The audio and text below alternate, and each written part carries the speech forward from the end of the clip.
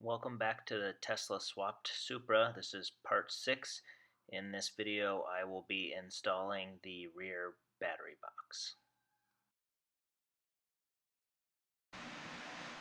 So today we are going to install the rear batteries, or at least get started on them. This is my rear battery box, batteries 13 through 16. Up front we have the first 8 batteries, then this box here is what I call my mid box, 4 batteries here, final 4 right here. So here's my high voltage line coming from right out of there. It's running under the car to here. So we're going to route that in through this hole here. Use one of these cable glands so we don't have any chafing around here, which could be very dangerous. Once we get that done, battery number 1 will go in, and then we will use these bus bars to connect from battery number 13's positive to battery 14's negative, and keep working our way up till we get up to battery number 16 here. It'll go out here, and this will be our most positive, and it'll loop around one way or another over to the high voltage main pack fuse right here. Right now the box might look a little strange because the sides are off the box. Obviously the top is off the box too, but both sides are off the box. This box and the middle box are both really tight. I think I explained it in another video. The front boxes are 31 inches long. That's the comfortable length, I think. It's still tight, but you can get everything in the box that you need to. You have plenty of space to do the high voltage stuff and the cell tap wires, and you have plenty of room to do the coolant on the other side and put manifolds in the box. This box is 29 inches. The batteries are 27 inches, so it leaves you, with an inch on either side to work with. It's super tight, and it was pretty much impossible for me to get the manifolds. I'll show you the manifolds here. There's the manifold. So you just have your 3/4 inch coolant line coming in here, and it splits it into the 4, I think these are 5/16 or maybe they're 3/8 lines. So one for each battery going in, and then you have another one for the coolant coming out of the battery. So 4 in and 4 out, one for each battery. Those won't fit in here anymore. It's, to me, much nicer to have them inside the box. Keeps everything in the car much cleaner, but I just don't have the ability to do that here with, you can see the frame area here. We're as tight as we can be. And then the same thing with this box. It was the same way because of the cage. We couldn't make the box any bigger and get it in or out. So you can see the coolant lines coming in here on the other side of the box. They're coming out, and the manifolds are underneath the box. So this box, the fabricator made the sides removable so I can access this and get the batteries in here. If the sides weren't removable, trying to get your hand down in here to make the connections would be an absolute nightmare. It'd just be so tight.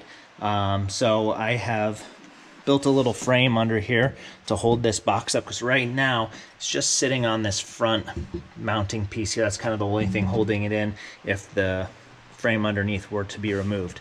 The sides are over here. This is the inside here. You can see has another mounting point here for each one of those.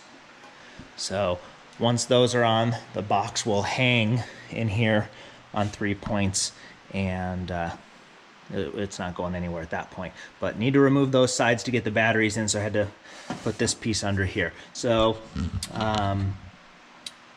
we're gonna make this connection first, start putting the batteries in. Also, these rails here hold the batteries in place. You can see they're riveted in on this side they're screwed in. Making these removable is super helpful. It's really hard to get these batteries in or out. if these are not removable, and I'll show you why. Here's the little plastic piece that holds the battery up. You can see it has this plastic on it here. When you go to lift this battery back out, this plastic likes to get caught on the underside of the battery box rails, and you start pulling at it. So when you drop one side off, if you unscrew this side, you can tip the battery and kind of turn it sideways and pull it out and not be ripping at that plastic. So we put these in one at a time as well. Putting them in is a lot easier. If you tip the battery this way and drop it all the way in, it'll clear all these. If you have all these rails in, I haven't been able to put them in that way. It needs to be removable to keep this side to side as tight as you need it so the batteries don't move around. I also drilled little pilot holes here. You may or may not be able to see those, but those are where the batteries will screw down to this. And then the coolant side. So once this is all done, I do need to also connect these cell tap wires, but I will be doing that through the lid to keep the sides removable. I can't make any penetrations in the side. Coolant on the other side, kind of a nightmare. On the mid box, you saw I made these holes all nicely spaced out. I didn't want to try to come through into the car. The manifolds will be outside. I wanted to keep all the penetrations on the underside of the box, on the outside of the car. So they're kind of crammed in here. It's going to be tight to make all the connections on this side, but we'll get it done.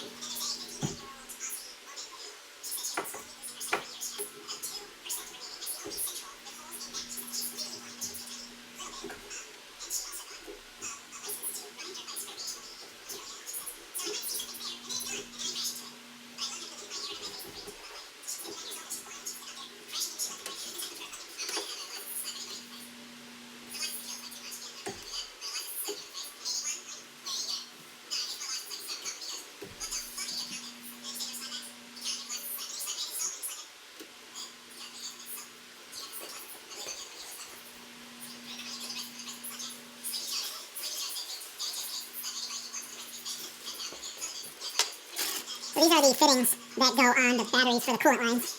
Go right on here. They have this little clip that clips them on, and you just connect your 5/16 heater hose onto here, and then it makes a quick removal for your battery coolant.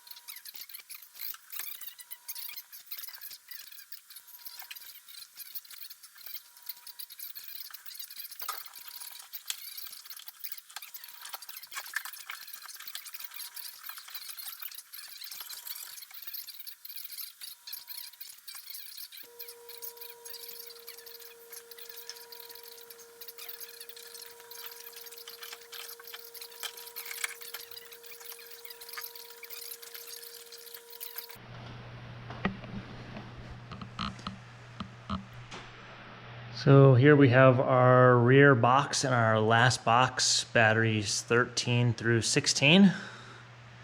And here is our exterior manifolds all done for the coolant. So this is the supply manifold coming in over here. It's tough to see. There's a 3/4 inch barbed fitting that runs up to the next box. But the coolant comes in here, splits into 4. These run around, and they're tough to see. They go into the side of the box here and run over to this side of the battery box and hit the intakes of each battery. There's one for each battery. And then over here you can kind of see the where they come out. Again, there's 4 coming out. They loop around here, hit this manifold to the fitting, and run back up to the front to connect to the overflow tank and obviously the radiator.